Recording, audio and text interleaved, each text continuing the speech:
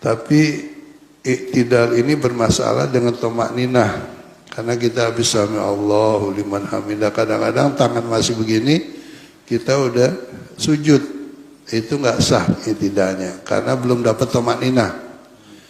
Karena itu dianjurkan kalau kita iktidal, bangun dari ruku, tangannya supaya dipegang sini, jadi jangan bergerak-gerak. Kalau mau aman lagi ya begini. Ada guru-guru yang menganjurkan disedekapin. Ya, memang afdalnya dilepas gitu. Kalau nggak salah di Nurul Huda Al-Huda ya, Guru Udin itu selalu begini ya, Ustaz As'ad apa itu. Ya nggak apa-apa untuk menyelamatkan tomakninah. Jadi lebih aman lah gitu ya, daripada dia ragu-ragu karena makmum kan banyak. Bisa jadi belum tomakninah udah sujud. Kalau begitu berarti iktidalnya nggak sah soal tomakninah itu. Kalau bacaan sih boleh baca, boleh enggak, tapi kaifiyahnya, karena ini termasuk rukun fi'li ya, harus benar dikerjainnya.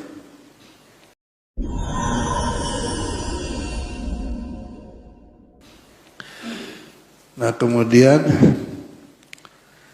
waktu bangun dari iktidal, dari bangun dari ruku iktidal, bacaannya adalah hala raf'i ra'sihi, begitu mengangkat kepala, yang dibaca atau yang diucapkan adalah sami Allahu liman hamidah. Setelah itu disunatkan baca zikir maksur, zikir yang kita baca ketika iktidal, yaitu Rabbana lakal hamdu mil as-samawati wa mil al-ardi wa mil ma syi'ta min syai'in ba'du, kan gitu ya. Wa mil ma bainahuma wa mil ma syi'ta min syai'in ba'du. Jadi bacaannya sebenarnya ya boleh dipanjangin, boleh yang lain juga boleh gitu.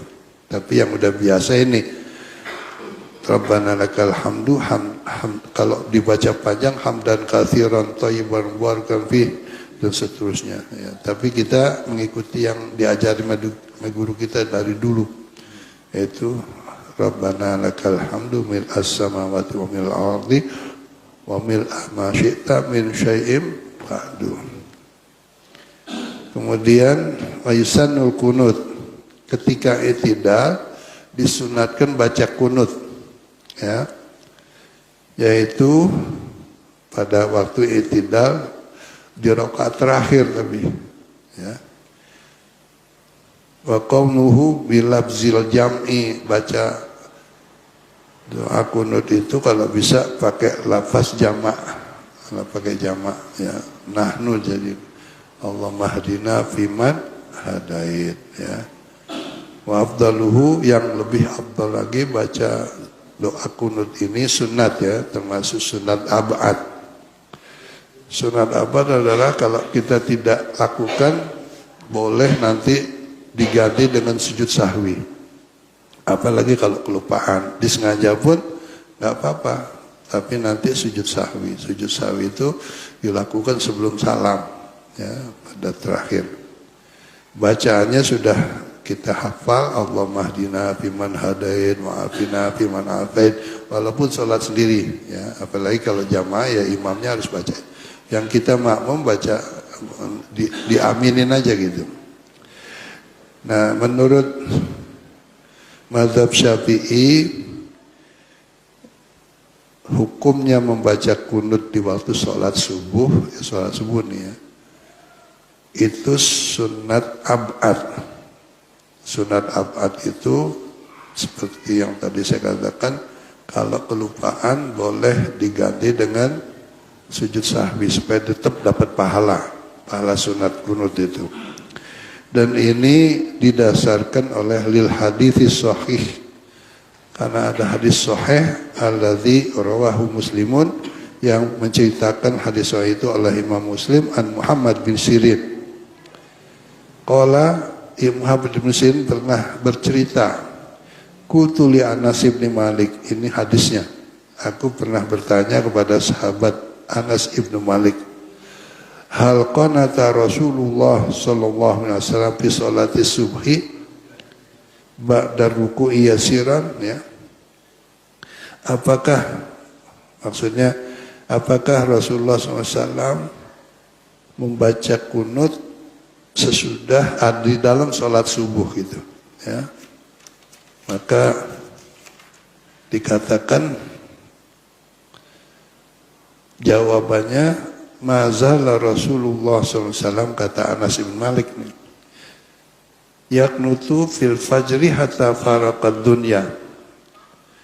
Rasulullah SAW senantiasa, artinya selalu, nggak pernah ditinggal, ya, membaca kunut di waktu sholat subuhnya sampai dengan meninggal dunia, faraqad dunya. Ini yang digunakan dalilnya oleh mazhab Syafi'i. Jadi baca kunut di waktu subuh itu termasuk sunat ab'ad gitu. Adapun kunut, ya, ketika dibaca ayusannu fihi raf'ul yadaini, harus diangkat tangannya, dua tangannya, sunat. Wal kaifiyahnya nih, wal jahri, dan dibaca keras, bersuara, walaupun bukan waktunya. Artinya di sholat sirri, zuhur, asar, kalau kita baca kunut, umpamanya kunut nazilah itu namanya, maka juga disunatkannya keras, dibaca bersuara. Wa ta'min, dan diaminkan oleh kita yang jadi makmum. Wassalatu wassalamu ala nabi wa alihi washabihi fihi, dan membaca salawat, disertai gitu, membaca salawat ketika baca kunut. Ya, wassallallahu ala sayyidina Muhammadin nabiyil ummi wa ala alihi wasallam. Biasanya al-kunutu kismani, baca kunut itu dibagi dua atau ada dua macam. Pertama kunutu rotibatin, ya, kunut rotibah namanya, yaitu ada pada dua tempat, dua keadaan. Yang pertama fil i'tidali tsani min sholatil fajri, dibaca kunut itu pada waktu i'tidal di rakaat yang kedua, kalau di waktu subuh, ya, rakaat terakhir tadi. Kemudian yang kedua fil i'tidalil akhiri, waktu i'tidal yang terakhir di sholatil witri, untuk sholat witir, fin nisbits tsani min Ramadan, ketika memasuki pertengahan bulan Ramadan. Jadi sunnahnya di situ. Bulan Ramadan 15 hari puasa, masuk ke malam 16 itu disunatkan baca kunut di waktu sholat witir di rakaat terakhir, waktu i'tidal juga. Tapi kalau di Mekah sekarang baca kunutnya dari awal Ramadan, ya, dari tanggal 1 udah mulai baca.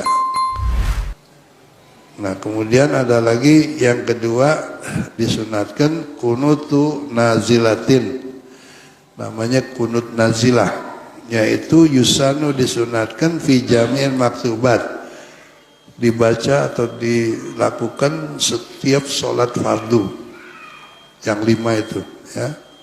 Idza nazalat nazilatun bil muslimina fi ayyi makanin, jika terjadi satu musibah, satu keadaan yang genting lah atau apa gitu, yang terjadi pada orang Islam di mana aja, seperti sekarang umpamanya yang terjadi di Palestina, ya, kita disunatkan kunut nazilah, ya, minta kunut nazilah. Ini kunut darurat gitulah, ya, emergency, sangat membutuhkan pertolongan dari Allah gitu, dan itu sunat, jadi kalau kita lakukan dapat pahala.